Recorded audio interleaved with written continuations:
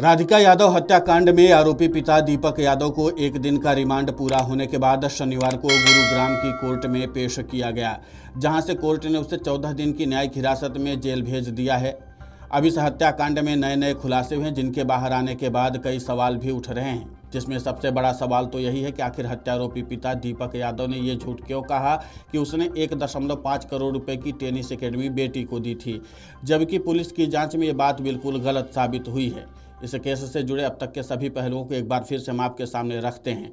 दरअसल बीते गुरुवार की सुबह करीब 10:30 बजे गुरुग्राम सेक्टर 57 के सुशांत लोक फेज 2 में जूनियर अंतर्राष्ट्रीय टेनिस खिलाड़ी राधिका यादव को उसके पिता दीपक यादव ने 4 गोली मारकर हत्या कर दी थी। पुलिस ने हत्यारोपी दीपक यादव को गिरफ्तार किया और पूछताछ के लिए 1 दिन के रिमांड पर लिया था। हत्याकांड मामले में पहले सामने आया कि पिता दीपक यादव राधिका यादव को एकेडमी बंद करने के लिए कह रहा था, लेकिन वो मना कर रही थी। इसी विवाद के चलते पिता ने बेटी को गोली मार दी थी। पिता ने पुलिस को बताया कि बेटी की वजह से गांव में बदनामी हो रही थी, इसी वजह से वो नाराज था और उसने गोली मारकर राधिका यादव की हत्या कर दी। पुलिस की जांच में सामने आया कि राधिका यादव के पास खुद की टेनिस एकेडमी नहीं थी, बल्कि अलग अलग स्थानों पर टेनिस कोर्ट किराए पर लेकर खिलाड़ियों को ट्रेनिंग देती थी। इस बात की तस्दीक अब हो गई है, क्योंकि राधिका इन दिनों जिस टेनिस कोर्ट में जाया करती थी, वहाँ के 2 स्टाफ से हुई बातचीत में उन्होंने बताया कि राधिका ज़्यादा किसी से बातचीत नहीं किया करती थी। वो अपने क्लाइंट के साथ आती थी और उन्हें टेनिस की ट्रेनिंग देकर चली जाती थी।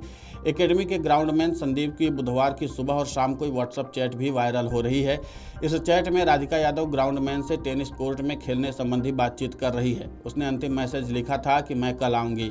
चर्चा चल रही कि युवक इनामुल हक के साथ वीडियो सॉन्ग बनाने को लेकर बेटी पिता के बीच काफी समय से विवाद चल रहा था। दुबई में आयोजित टेनिस प्रीमियर लीग में राधिका यादव की इनामुल हक से मुलाकात हुई थी।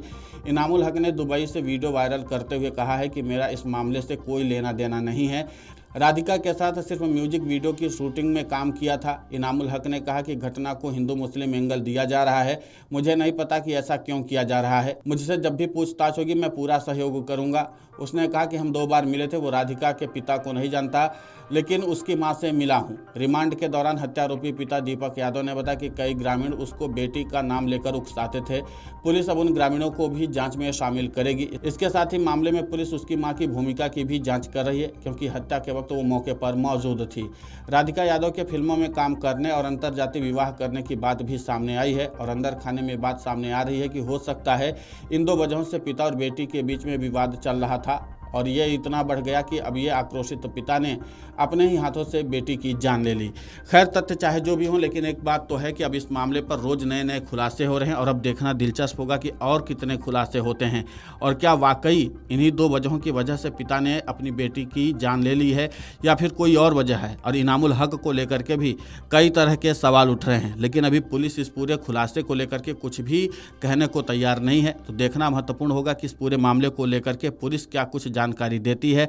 और सबसे महत्वपूर्ण बात यह है कि 14 दिन की न्यायिक हिरासत में भेजे जाने के बाद हत्यारोपी पिता जो दीपक यादव है वो और क्या कुछ जानकारी पुलिस को देता है और इस पूरे मामले पर पुलिस जब अपने तरीके से इन्वेस्टिगेशन करती है तो और क्या कुछ जानकारी पुलिस हासिल कर पाती है, इस पर भी सबकी नज़र बनी हुई है। लेकिन सबसे महत्वपूर्ण बात यह है कि जो आरोपी दीपक यादव है उसको लेकर के पहले से ही सवाल उठ रहे कि वो सही जानकारी नहीं दे रहा। पहले भी वो पुलिस को गुमराह कर चुका है और एक बार फिर से पुलिस को गुमराह करने की कोशिश किया है। अब देखना महत्वपूर्ण ये होगा कि इस पर गुरुग्राम पुलिस क्या कुछ जानकारी हासिल कर पाती है, क्योंकि राधिका की मौत हो चुकी है, पिता ने हत्या कर दी है और उसके बाद पिता जो है वो सही जानकारी दे नहीं रहा है।